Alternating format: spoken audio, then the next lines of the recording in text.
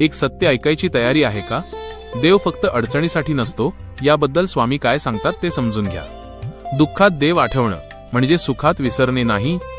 गावातला अमोल खूप कष्टाळू होता, पण आयुष्य त्याच्या मनासारखं चालत नव्हतं. नोकरीत अपयश, घरची जबाबदारी, आर्थिक ताण सगळं एकत्र आल्यामुळे तो खचून गेला होता. एका संध्याकाळी तो मंदिरात गेला. डोळ्यात पाणी होतं. हात जोडून म्हणाला, स्वामी आता तुम्हीच काहीतरी करा.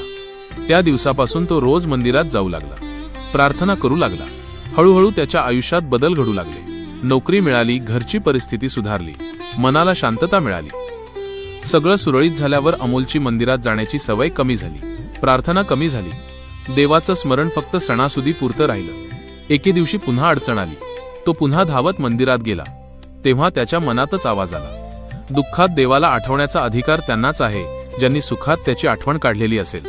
अमोलला चूक उमगली. देव म्हणजे फक्त अडचणीतला आधार नाही, तर प्रत्येक श्वासातली कृतज्ञता आहे. त्या दिवसापासून त्याने एक नियम केला, दुःखात प्रार्थना आणि सुखात आभार.